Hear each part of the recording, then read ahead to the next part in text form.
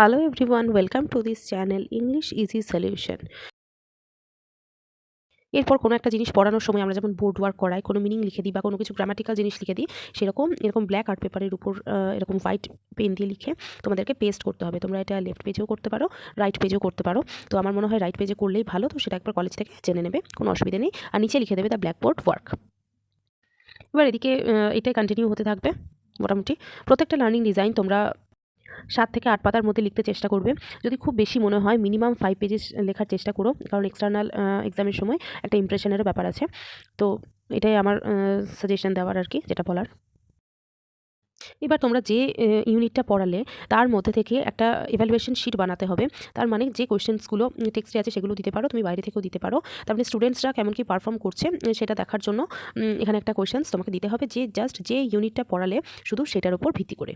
তো ফাইনাল তোমাদের যে লার্নিং ডিজাইনটা হবে, তো সেটাতে কিন্তু তার সেই ইভ্যালুয়েশন শিটের উপর বেস করে তোমাদেরকে ব্লুপ্রিন্ট বানাতে হবে। তো ব্লুপ্রিন্ট কীভাবে বানাতে হয় তার অলরেডি একটা ভিডিও আমার আপলোড করা আছে, তোমরা দেখে নিও। এবার হচ্ছে তোমাদের লিখতে হবে diagnosing the weaknesses for remedial classes if any, যদি থাকে। এটার কি মানে, দেখো একটা ক্লাসে তুমি পড়াচ্ছ, এবার সব স্টুডেন্টে কি একদিনে বুঝে যাবে? সেটা তো নয়। এবার কোন স্টুডেন্ট বুঝতে পারলো না পারলো, বা ম্যাক্সিমাম স্টুডেন্ট কি বুঝতে পারলো না, সেটার একটা তোমাকে লিখতে হবে। এটাতে লেখা নেই, আমি পরে অ্যাটাচ করে দিয়েছি। নিচে কি লিখতে হবে? Signature of the trainee teacher মানে তোমার নাম, আর সিগনেচার অফ দ্য সুপারভাইজার, মানে যে কলেজ থেকে তোমরা বিএড করছো, তো সেখানকার কোনো টিচারের হচ্ছে সাইন এখানে দিতে হবে। দেখো এখানে আমি একটা উইকনেস আর একটা হচ্ছে সলিউশন দিয়ে দিয়েছি। তো আরও তোমরা যখন লার্নিং ডিজাইনসগুলো দেখবে এই চ্যানেল থেকে, তখন আরও অন্য পেয়ে যাবে। কিছু তোমরা ফাঁকাও রাখতে পারো, কারণ সব ক্লাসে যে প্রবলেম থাকবে এমনটা নয়। তারপর তোমাদের নিচে এই সিগনেচারের জায়গাগুলো দিতে হবে।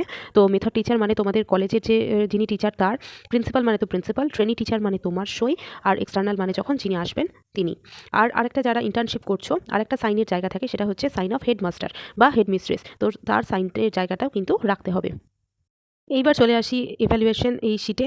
যে এভ্যালুয়েশন কোয়েশ্চেন্স তোমরা বানিয়েছিলে, তো তাতে স্টুডেন্টসরা কেমন পারফর্ম করেছে, তাতে দেখো এই লেফট সাইডে বিভিন্ন পয়েন্টস দেওয়া আছে। তো তুমি ইচ অ্যান্ড এভরি স্টুডেন্টকে বা ক্লাসকে কেমন দেবে, সেটা কোথায় গুড বা ব্যাড বা ভেরি গুড, সেটা তোমার উপর ডিপেন্ড করছে।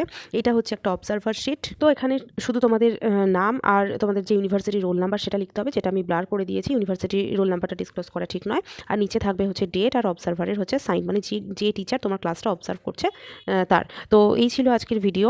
আশা করি লার্নিং ডিজাইনস লেখার আগে বা লেখার ব্যাপারে তোমরা কিছুটা ধারণা পেয়েছো। 60 লার্নিং ডিজাইনস তোমরা এখান থেকে পেয়ে যাবে। বাকি প্র্যাকটিকাম দেখার জন্য চ্যানেলটিকে ফলো করো, সাবস্ক্রাইব করো, আর বন্ধুদের সাথে শেয়ার করো। Thank you, stay tuned.